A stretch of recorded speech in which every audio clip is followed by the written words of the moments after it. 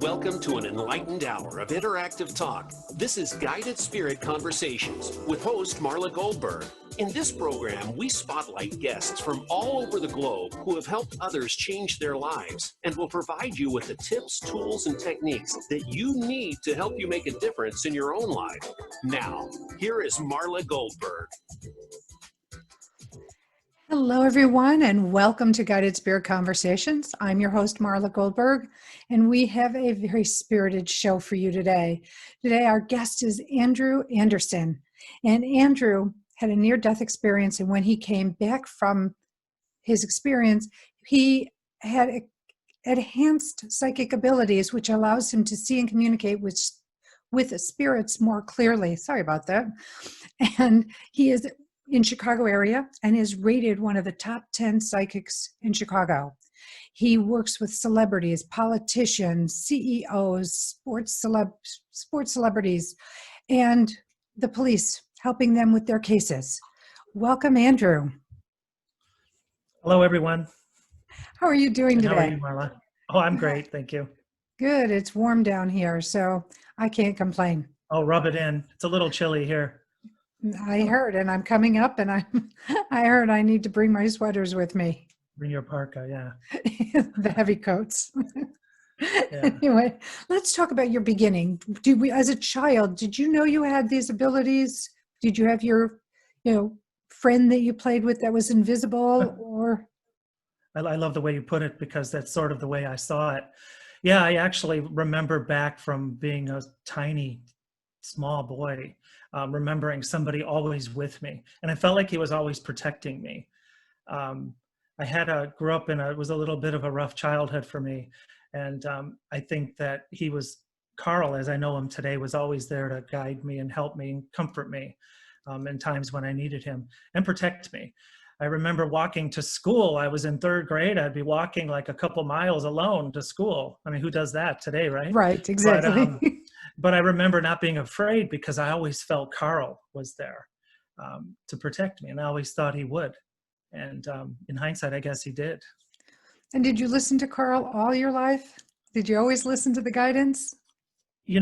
I'm still an impulsive human being by nature. We all are. So I listen to him when it counts. To say that I always listen, maybe not. More so now than before when I was younger, of course. But yeah, I would say for the most part, I did listen to him. Which is interesting because so many people, including myself, might have gotten guidance, but you sort of go, no, because your desires get stronger than the guidance you have. But I look at all of that as stepping stones to learning and growth. Because if I didn't make those wrong moves or those moves that didn't serve me, how would I have grown? How would I have known better? Yeah, you wouldn't have learned. We do need to make certain mistakes in our life in order to learn from them. A lot of times mistakes like that are to avoid something even greater because we will get red flags later on about certain things that have happened to us that might have been bad, but not as bad as what was coming. So that could help you avoid that, something far worse. I agree. And in the near-death experience, what caused it? Was it something sudden? Did you have an illness? Yeah, well, I actually had an illness. I had developed pancreatitis, one of the worst cases the hospital ever saw. None of the pain medicine was working. Then I got double pneumonia while I was in the hospital, and my body completely shut down. And then I was in a coma. I was in ICU for 36 days. Wow. That's when I went to the other side and had a most amazing experience that I'll never forget. And I got to see my mom and other people on the other side. So. And did you meet Carl? Did Carl join you? I know Carl before. I mean, Carl might have been there with me, but it was more my mom and aunt and some other people that were there that I was seeing. It was an amazing experience. And you can't go through something like that in life and come out of it and look at life the same way. You definitely don't sweat the small stuff anymore. You just, you don't look at life the same. You don't. I have to tell you, your room is so full, and there's an entity that keeps covering the camera, so you sort of white out and then you come back, which is, I always find that to be fun. That's probably Carl. Making his You know, presence known. we also have angels around us too. And one thing I don't know that a lot of people may not know, but what I believe is angels, we all have angels and guides, and they're both appointed by God. The difference is angels have never had lives on earth. Angels will protect us, guides guide us. Because the guides have had other lives on earth, they're better suited to guide us as human beings. And that's what I fully believe. I had an amazing experience with an angel I'd like to share. I was, when I came out of the coma, I developed a massive cyst around my pancreas. And 2 surgeons said that I would need to have a major surgery because they couldn't get to it laparoscopically because it was so swollen and inflamed. So they said that I needed to be cut open and I would be down for 6 months, literally. Well, that night, my angel appeared above me. It was the most beautiful being I've ever seen. And she rubbed her hand down from my head to my stomach and said, exactly, you've been through enough. And that was it. And I went to the doctor that Friday, and the doctor said the cyst was gone and he had no explanation. And I told him about the angel and he said, I quote, I'll buy that, because there was no other, it was just gone. So angels are here to protect us in everyone's lives.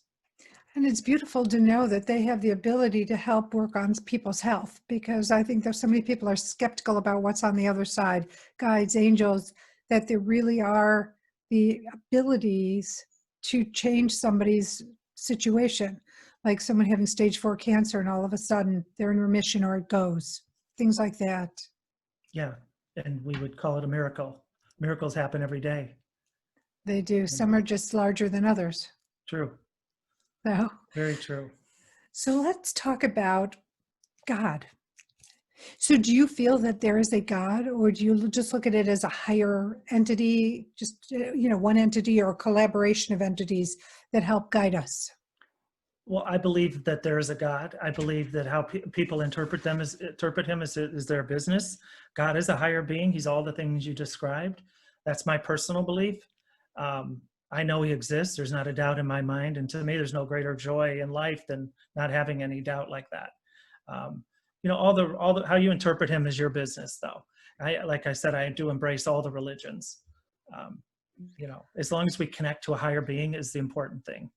And I think if the intention is benevolent and loving, it does make a difference what you name it.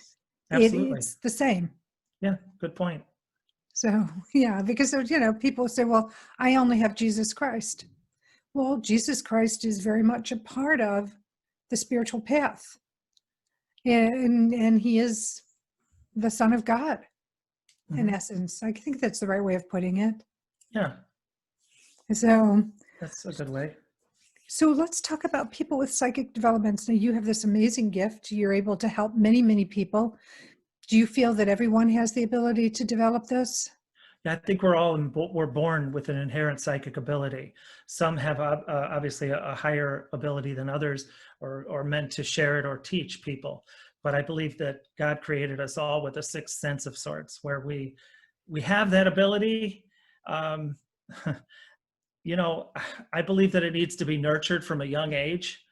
I've worked on some missing person cases. I talk about this sometimes, and 98% of them, unfortunately, are missing college girls.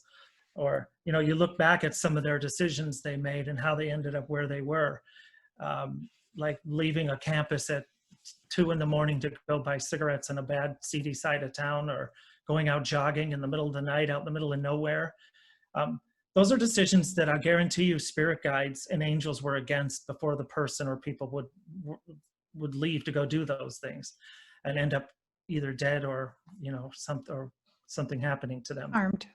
Yeah. So if we teach kids from a young age, or learn from a young age, that we do have guides and spirits around us wanting to help us, we learn to listen to them, and we don't ignore that gut feeling when it says, oh, maybe we shouldn't go out here. It's not a good idea. You know what I mean? I definitely know what you mean. It's like the red flags are red for a reason, to catch your attention. Pay attention to them, because they will guide you or help save you from a lot of heartache or pain. Absolutely. Yeah, we'd make a lot better choices and decisions in life if we connect to our guides and listen to them more often. And we'd say a lot less things that get us in trouble as well. So connecting to guides, how do you connect to your guides? I mean, you've been doing this a long time, but if you were telling a client who has never known how to connect with their guides, how would you explain to them to do that? Well, what I teach is it's about compartmentalizing your brain and learning to separate the left side from the right. Our left side is our processing, analytical side, ego. The right side's creative side. If we learn through practice to listen to that side, instinctively we hear our guides. Otherwise, we learn to listen to them through our gut. It's that gut feeling, that voice in your head that says, maybe don't say that, don't go there, don't do that. But we have to practice it, because I believe most people from birth are programmed to believe what school, family, society, government, friends want us to believe. Listening to spirits and guides usually isn't in the teaching. So we have to, it takes time. It doesn't happen overnight. And learning to step back and make decisions with your heart and not your ears is important. But like I said, it takes practice. So would you do that through meditation, or do you have a class? Okay. I was going to say I know that you've got a mentorship course that you offer. I didn't know if that was taught through the mentorship program. It is, absolutely. Mind, body, and spirit. You help people grow in all aspects of their life. One big part of that is connecting to guides and loved ones. I often hear that that people say, oh, is my grandma one of my angels or guides? And, the people that cross over act as like they come through to you in the same way as a guide or an angel does, but they're actually not that, because your guides and angels have been with you from birth and they're already set. But the spirits, the people that cross over, have equally invested in you, that they want you to keep you healthy and safe too. So and happy. They're going to connect to you the same way. It's so true. So let's talk about just this mentorship program while we're talking about it. Okay. What do you offer? What is it about? How many, is it modules or weeks? How does that go? Well, it varies from person to person. I teach tarot cards, as well as just life coaching or spiritual coaching people on how to live life better and be happy, and to connect to their guides and loved ones as well. That varies. I have different programs that range from $500 to $1,500 a month. So it just, the amount of time spent with me is where the cost comes in. Usually it's once a week, and then we text and we set goals and I help people reach them, be it in business or spirituality, whatever it is. And it's on your website, correct? Which is psychicmediumreading.org. That's my website. Yeah. Yeah. That's my website, but I don't know that information is on there. But people can contact me directly through email if they're interested. And that email would be? info@psychicmediumreading.org. Perfect.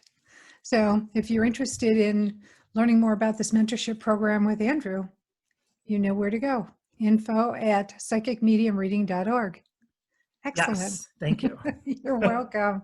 I love the idea of having mentorship and one-on-one, because you just have such concentrated focus on individual needs as they apply, because not everybody wears the same size shoe or glove or something like that, right? Yeah, everybody's different in their, and a lot of people are different in that. Some people are really advanced, and a lot of pretty amazing psychic abilities have been discovered from some of my clients through working with them, that they didn't even know they had. And then we develop it from there. So it's pretty amazing. Yeah, I will tell you from a late bloomer that I am, that once you start having all these incredible experiences and you're able to see, hear, feel, it's a whole nother world. It opens up another world to you. Yes, it does. You're right. And a whole nother way of looking at life. And, once we improve our spirituality, I believe we live life and become happier as a human being. And isn't that our divine right? Yes. That's absolutely.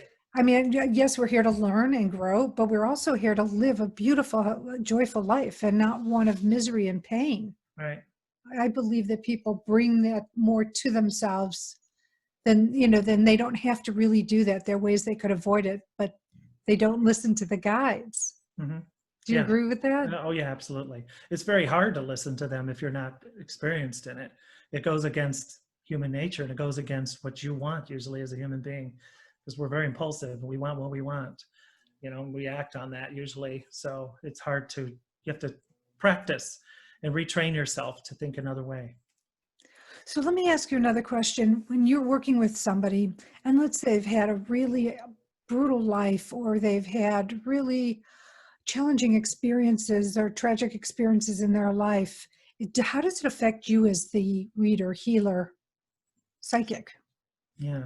One of the reasons I first of all, I thank God for giving me that glimpse and I believe he gave me the glimpse to the other side, so I could come back and tell people and give people hope.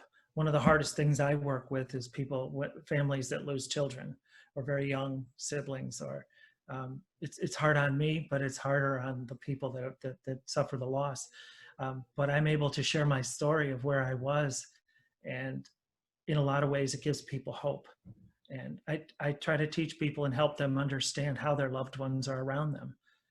What I believe is the people that cross over are more alive than we are. God didn't create us to be able to comprehend that. If he did, we'd all be trying to get there sooner than we're supposed to. So he created us to fight for life and to hold on to these bodies with every ounce of our being. But truly the other side is a beautiful, amazing place. We do a lot of the same things on the other side that we did in life. And I always tell people this: go about your life, do the things you used to do with your loved one. They appreciate it in the same way that you will, like traveling and all that. Spirit loves to do that with family. Yeah. And I heard that on the other side, that one is able to just think about going somewhere and poof, they can be there. Yeah, pretty much. It's a good way to put it. It's supposed to be just absolutely magnificent, like seeing what we see, but even clearer and brighter and more defined. Absolutely, it is. It's like looking at it in HD. Yeah, I used to be afraid of think about death and oh my goodness, but now it doesn't. There's no fear for me, and I would assume that there's no fear for you any longer because you've been there. Yeah. I know where we go for sure. There's no doubt in my mind. So yeah, I know what's next. Have you ever been called to help people who are on their last breath, about to transition, to help them over it or to calm them down so that their last breath, their last thoughts might be more pleasant ones? I haven't actually, but mostly the loved ones of those people. But I don't think I've come in contact with what you're saying. So actually might be something for me to look into.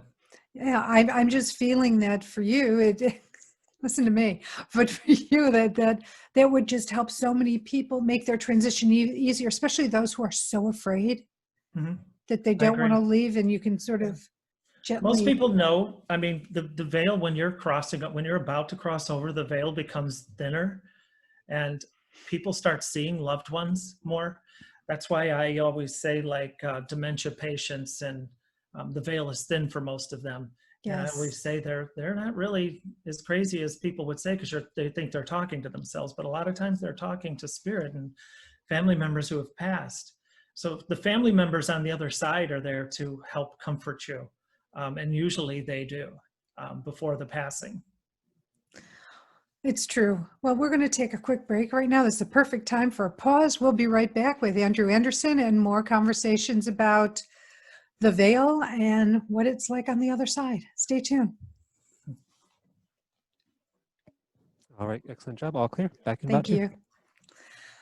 Oh, I'm sorry. I didn't mean to start reading you, but just that's okay.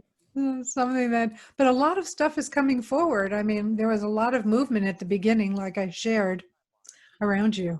That's nice. I like that, because I rarely get read myself, if ever. But I'm mostly doing the reading, but I welcome it. Yeah, no, there was just this beautiful sort of like pinky peachy color that just came around you. That's lovely. Well, I think you and I should talk outside off the air later down the road or something, because there's a lot of things I see for you as well. I love it. And maybe personal direction too. I would love the guidance, and I'm coming there. So I don't know. Well, come and see me. I would love to. When are you coming? I leave on Friday. Tomorrow I leave. I come over tomorrow. You're okay. How long are you coming here for? A week. So to the following Saturday. I'll make time. Where are you Okay. going? What you going to Chicago? I stay in Kenosha. My husband's company is in Kenosha. Oh, that's only like an hour away, I believe, right? Yes. But I know that I think it's Friday, I'm going to go to the airport. So it's just a hop, skip, and a jump to your area. Okay. Well, I'll give you my, do you have my, I'll give you my cell phone. You can text me. Perfect. We'll do this off the air because we're Okay. still being recorded. Yeah, okay. I don't think you want everyone texting you. No, well, believe me, I get hundreds of texts a day anyway. Oh, I believe you, but do you want thousands? No. That's funny. No. I'm trying to help keep your communication a little slower by not putting it on the air. So what direction are you going next with this? With our interview? I don't know. I just wait till I'm guided. I was Oh, going okay. to talk to you about the importance about aspect about being a psychic for you, what you okay. feel your responsibilities are. Okay. And then we can go from there. And I just ebb and flow with our conversation. That's good. And where I'm guided and yeah.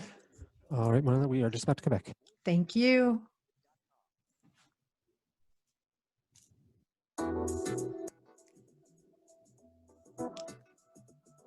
You are listening to Guided Spirit Conversations. To reach Marla Goldberg or her guest today, you're invited to call into the program at 1-888-346-9141. That's 1-888-346-9141. If you'd rather send an email, What mug was that? the address I is said my mega mug. guidedspiritconversations@gmail.com. Huge. Now, back to this week's program. Hello, everyone. Welcome back. If you're just tuning in, I'm with one of Chicago's top 10 best psychics, Andrew Anderson. And if you'd like to call in and talk to Andrew, you can at 888-346-9141.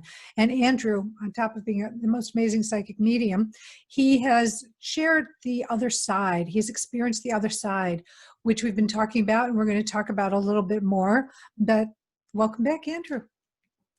Thank you. So let's talk about the most important aspect to you about being a psychic medium, the responsibility you feel towards your clients, towards yourself. Well, I believe the most important aspect would be to help others and to heal and offer hope.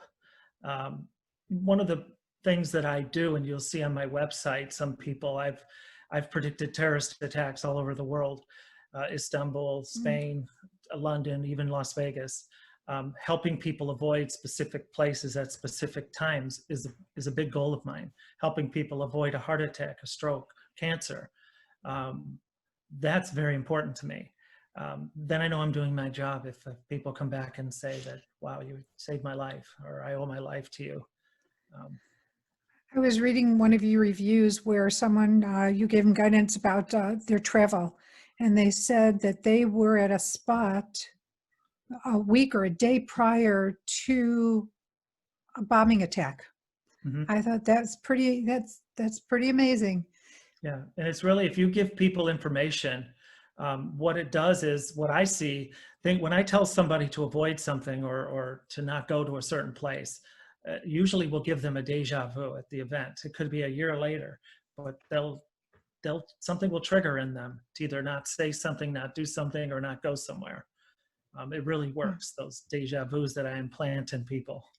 And it's important for people to pay attention to recurring dreams if they're negative. I mean, I think you'll agree with this, that you can change the path that Absolutely. You might be going down, and for your better or for your worse. I always say nothing's etched in stone. And there can be good dreams too. Like, if you do this, you will have a good outcome, or follow this path, it's better for you.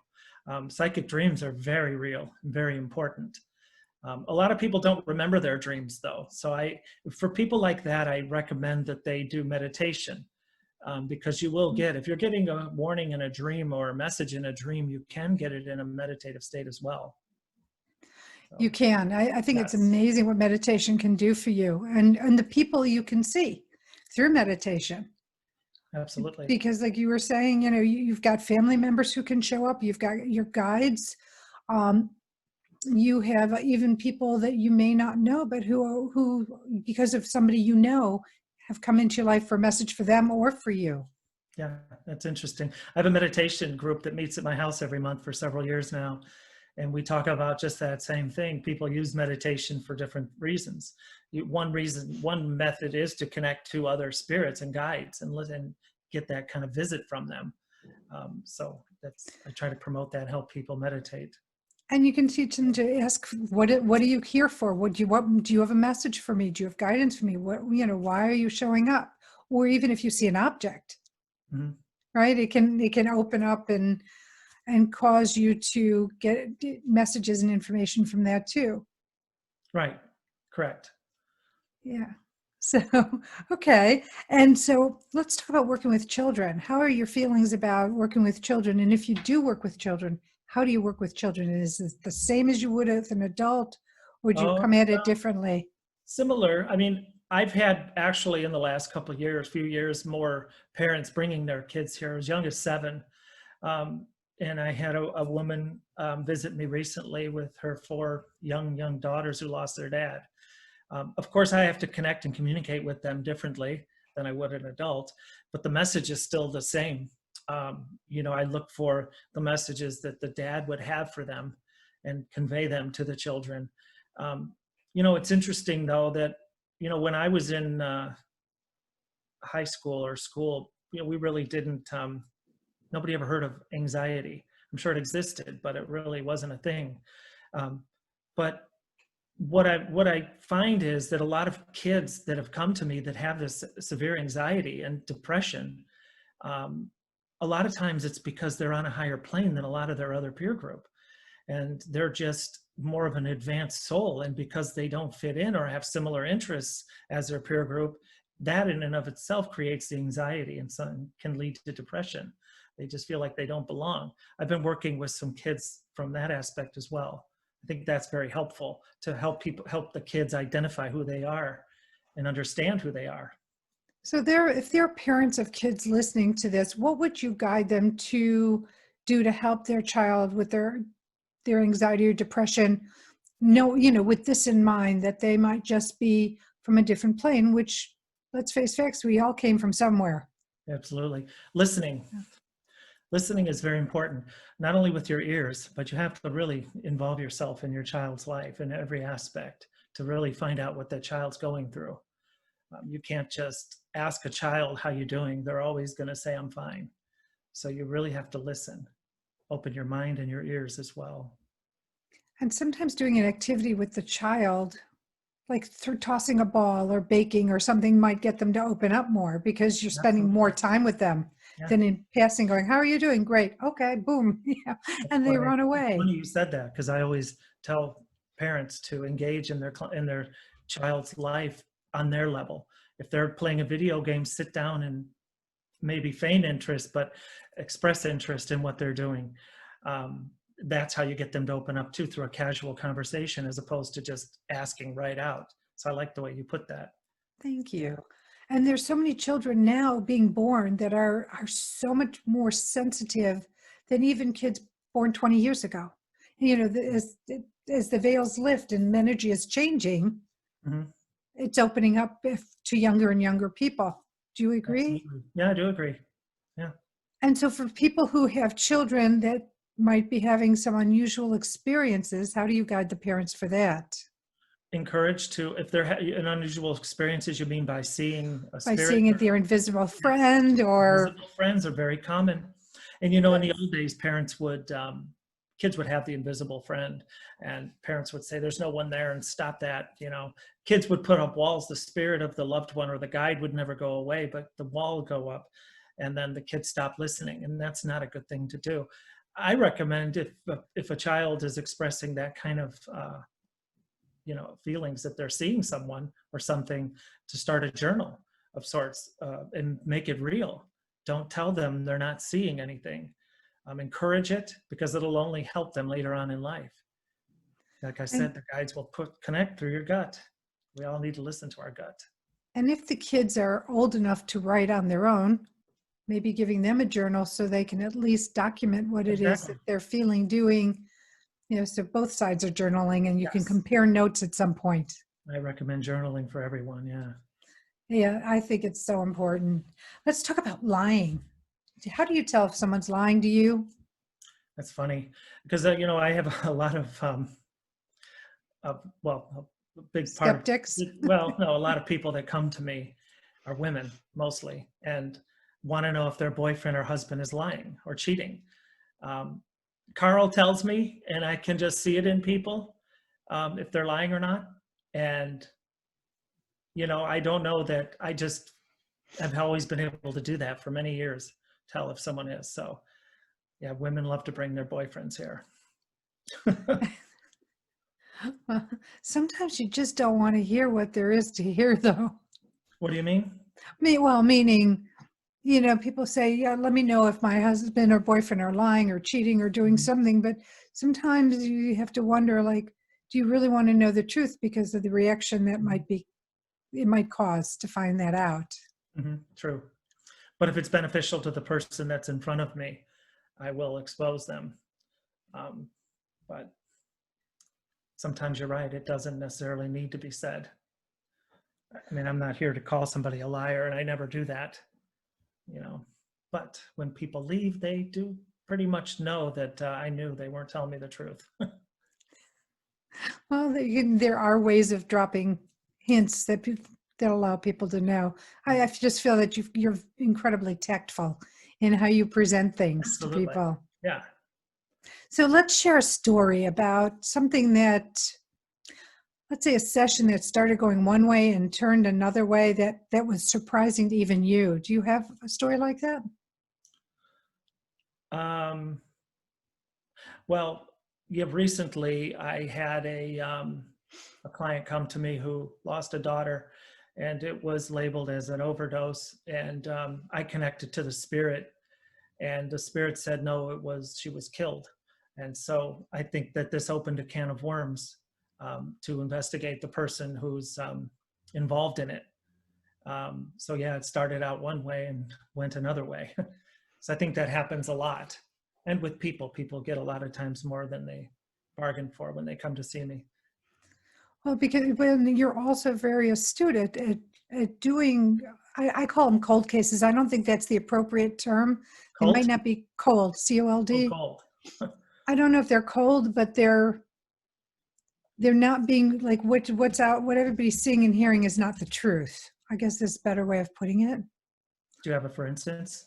I think I read a story about somebody, this was on your site, somebody getting shot in the back of the head, and it was the husband, stories like that where the husband broke up the gun and Yeah, I remember that case. That was actually a cop who murdered his wife and left her in a trunk at a forest preserve.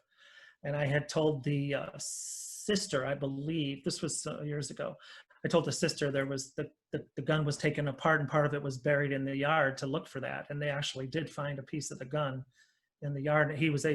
Then he went on to be convicted, charged with the murder.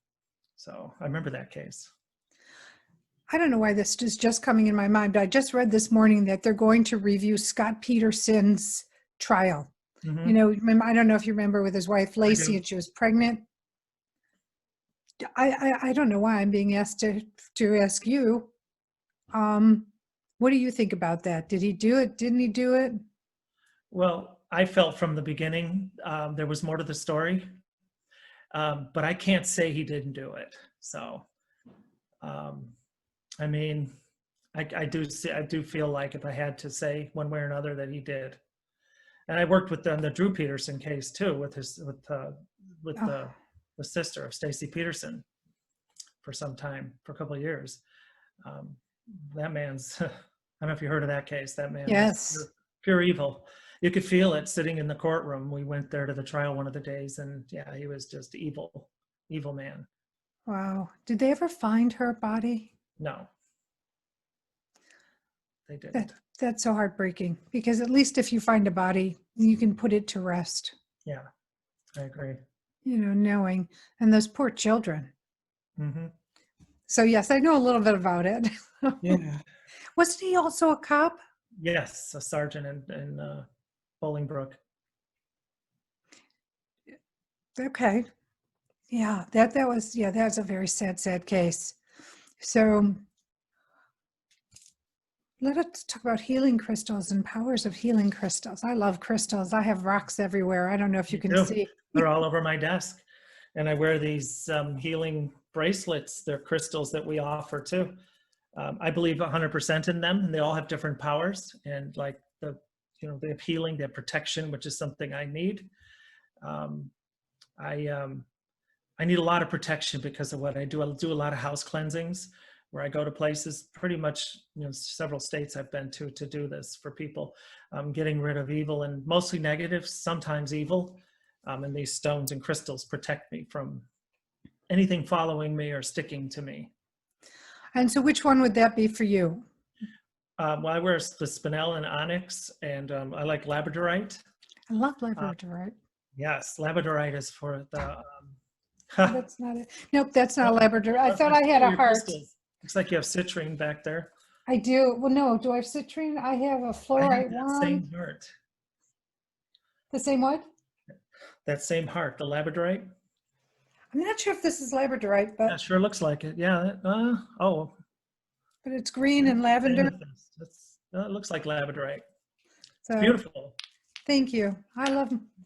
And we sell these on my website, the crystals, and we also have the bracelets and necklaces that I think everyone should wear because they do work. Just like that. Yeah. You just layer them up your arm. There you go. I love it. I have a friend who goes up to the mid of her forearm. I'm like, how, you like gaining one number. bicep from Well, all we the can way. fill up the other arm for you. The thing for me with this is I can't write or type because it hits me. So I end up ripping it off my arm anyway. So I keep it light. But today I'm wearing watermelon and amethyst on this end. Watermelon. Yes, let me show you the watermelon. Oops, can you see? Yeah. Oh, Okay. I love watermelon. Well, not only to eat, but to wear. Yeah. It's a watermelon stone. So it's one of my favorites. But so with the crystals and stones, do you use them for actual healing or are you just wearing them for protection? Protection, healing. Rose quartz is for love and healing. We offer a lot of rose quartz bracelets as well as rose quartz crystals. I just believe in them 100%. I have my personal crystals on my desk, my quartz that I hold during readings. Holding them during meditation, certain ones can benefit you as well as protect you. I love my lapis lazuli. Oh yeah, I've got a lot of bracelets made with that and beautiful crystals. That's one of my favorite stones. So, and lapis helps you open up your psychic abilities amongst other things. Mm-hmm. So, yeah, it's good. I just love it. So let's hang on for a minute. We're going to go on break. And when we come back, we'll talk about our charity shout out for the week and some more with Andrew Anderson. Stay tuned. All right, nicely done. Good segment. Back in a couple minutes. Thank you. Andrew, is there anything you would like to talk about that I'm not addressing at the moment? Can you think of? You're doing a good job. Thank you. Maybe the difference between psychic and medium, because a lot of people watch the TV shows and they see Teresa Caputo and they mistake one for the other. She's not a psychic. She's a medium. She just connects with spirits. There's a difference. Yes. So what do you think of the seatbelt psychic? Do you ever watch that? No, I've seen it once, I think. Tell her about Joe's book. He mentions both you and the seatbelt psychic. Is that Thomas John? Yeah. Thomas. Yeah. Yeah. I did tell her about Joe's book. He compared you to Thomas John in his book, yes. I didn't know that. Yeah. What was the comparison? It was just like how he communicates with his son that's passed over. He goes to you and he goes to Thomas John. Oh. So it kind of puts you on the same plane as him. Yeah, so there's a difference. Although I use one for the other. I use a mediumship to help with my psychic predictions for people, because spirits around people all the time, and they want to help them. So I connect to them, to the spirits, to connect to the loved one that's alive, to help them live a more fulfilling life. Which is wonderful. Yes. You know, as I like to say, all mediums are psychics. Not all psychics are mediums. True. Oh, good point. So You're saying something correct. I wouldn't say I'm a medium, but I did have a couple of years ago, I did have my first spiritual sighting. And it was a young gal who was murdered like 3 blocks from the restaurant we were at. And her father was putting on a fundraiser for her. And all of a sudden I see this energy just jumping up and down in front of me. And she was all excited. She kept saying, "That's for me, that's for me," as the waitress was explaining why the fundraiser was being had. Mm-hmm. And it was, and she kept tapping me on the shoulder, saying, tell them how happy I am. Tell them how excited I am. Oh. And so in the middle of the conversation, I told somebody, I said, "Yes, she's so happy that you're doing this in her name." And my husband turned white. His mouth dropped like, oh my God. And we're walking out the restaurant. He goes, "How could you do that? They don't know what you do. You know, you're going to freak people out." And I said, "Look, if I didn't stop, she wasn't going to leave me alone. So I did what she asked me to do." You have mediumship ability. I'm sorry? You have that ability for mediumship yourself. And so that was the only one. Everybody has a different level. Some people are clairvoyant, clairaudient, clairsentient. Some are all. So few are all. Yeah. But so Yeah. you can Jump pick in here, up but we are about to come back. perfect. Thank you. Yeah, that was interesting. A little while later, like a few months later, I met her father and told him You the are story. listening to Guided Spirit Conversations. To reach But he Marla felt Goldberg good. or her guest today, you are invited to call into the You were guided program to- at 1-888-346-9141. That's 1-888-346-9141. If you'd rather send an email, the address is guidedspiritconversations@gmail.com. Now, back to this week's program. Hi, everyone. Thank you for sticking around. If you've just tuned in, I am talking to Andrew Anderson. Andrew is one of Chicago's top 10 best psychics. And I don't know, from talking to him, I think I'm going to put that up to maybe the top 3. But, and we're talking all about psychic mediumship and his mentorship program. And we've got much more to talk about. But before we do, it's charity shout out time. And Andrew's charity is the Lung Cancer Research Foundation. So Andrew, welcome back, number 1. And number 2, tell us about the Lung Cancer Research Foundation and why it means so much to you. Well, my mom actually passed from lung cancer. And I just think that cancer in general is very important. My sister had breast cancer. She's a survivor. Thank goodness. And, yeah. Interesting story about my mom's cancer, because it's one of the times that actually Jesus came to me in a dream, and he had showed me him walking hand in hand into a sunset of sorts with my mom and said, "Don't worry, she's going to be with me." Well, that week, my mom and my ex-wife got into a car accident, and that's when they found her lung cancer. So, and she died like 6 or 8 months later after that. But so yeah, that's why cancer, because she smoked, but they called it a hereditary form of cancer though, but she was inoperable because of the condition of the lungs. But oh, well, she's definitely in good hands. Oh yeah, I see her once in a while. She gets my attention because I don't listen to her sometimes. There's just too many other people that I see. That's, Let me know she's still around.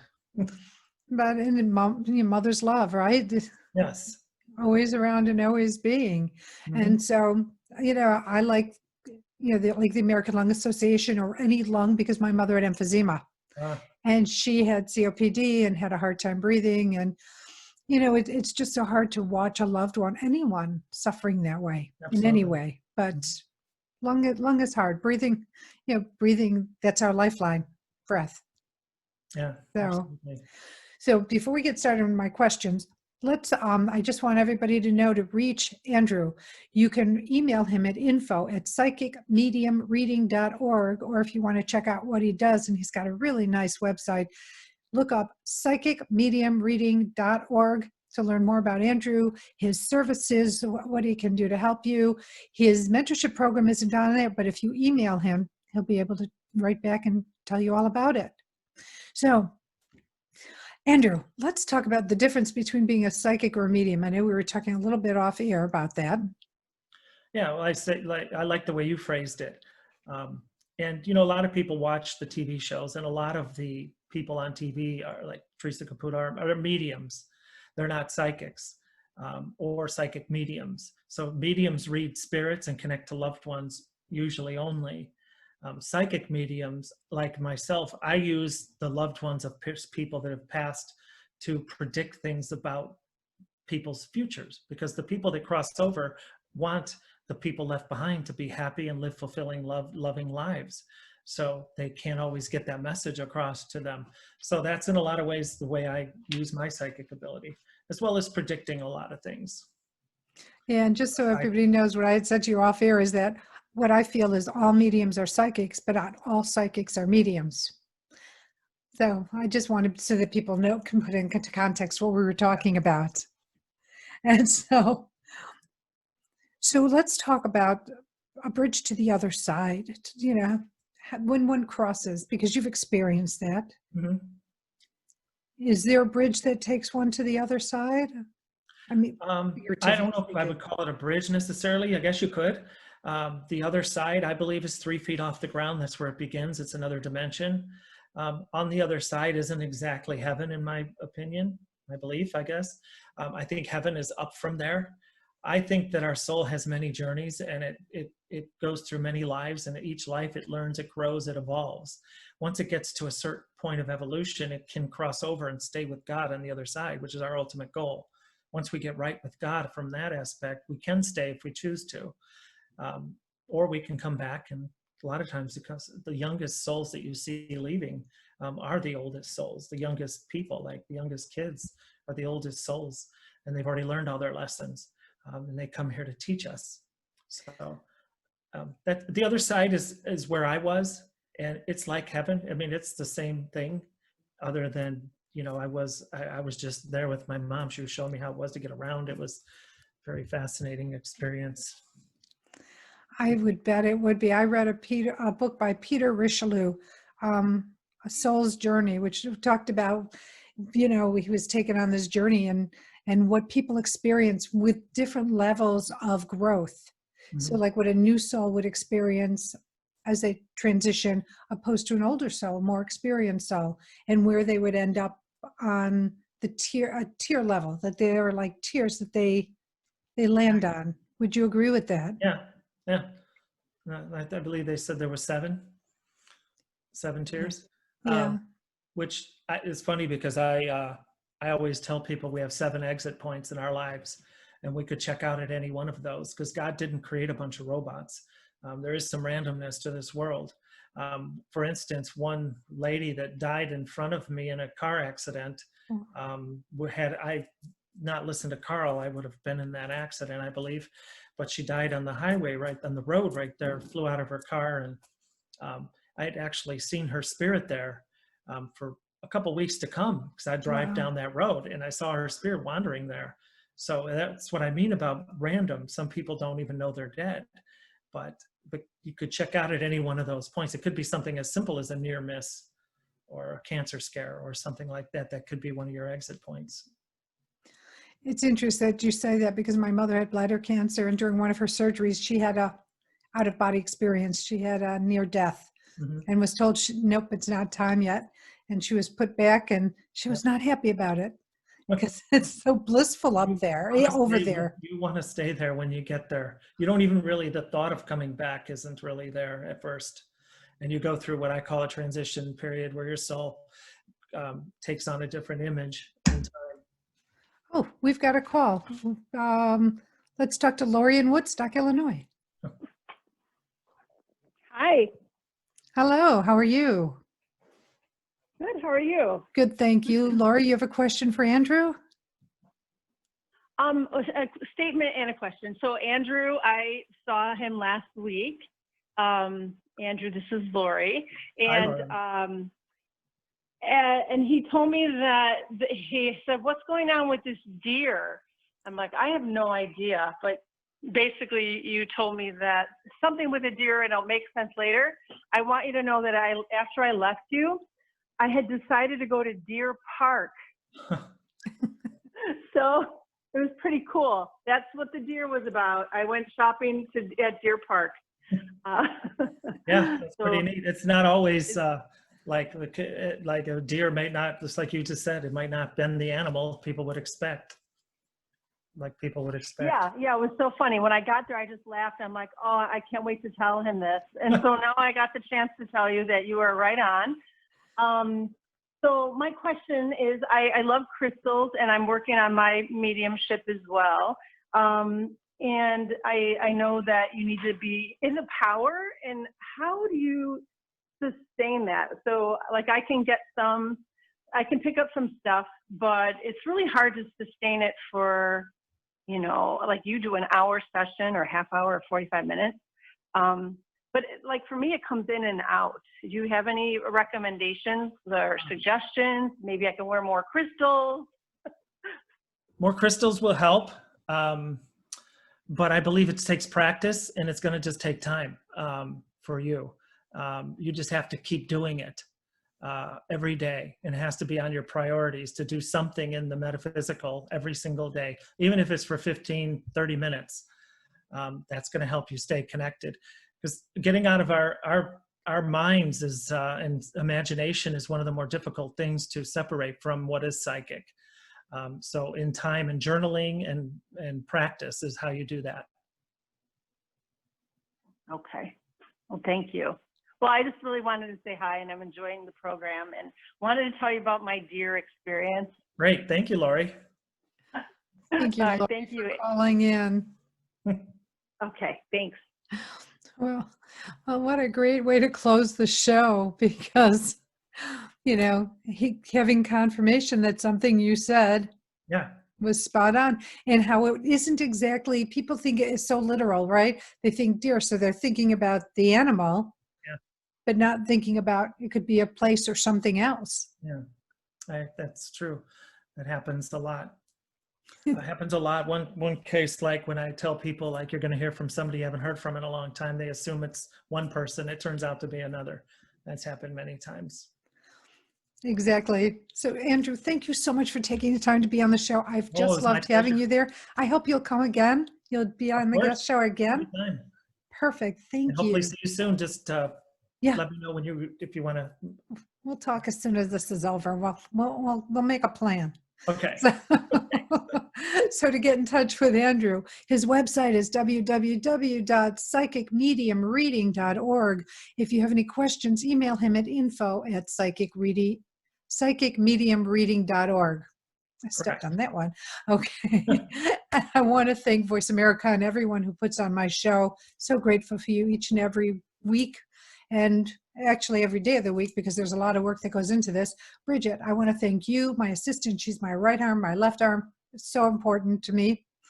I want to thank you, the listeners, for taking the time out of your day, out of your life, to participate in the show by listening or watching, however it is. And I hope, and my prayer is that something that is said or shared on this show helps you on your journey. I have two little social commentaries. I'm going to just ask you to please vote your voice. We were given a voice for a reason. I don't care how you vote, but please get out and put your desires out there for how you want our world to be. And I also going to ask, COVID is spiking. It's getting cold. People are staying in. Please be socially considerate, because you don't want to know that something you did caused somebody any harm or illness, and you don't want to pick up anything from anyone else, even if it's a regular cold or flu, because those are still happening too. They weren't put on hold just because COVID came to town. If you like my show, please like it, follow it, subscribe, review the show. If you have any questions or any guests you'd like to have on the show, please email me at marla@mghealer.com. Or if there's a subject matter you'd like to cover, you'd hear covered on the show, again, marla@mghealer.com. So, as always, till the next time, I send you love, I send you blessings, and I send you gratitude. Stay well. Bye. All right, great show today.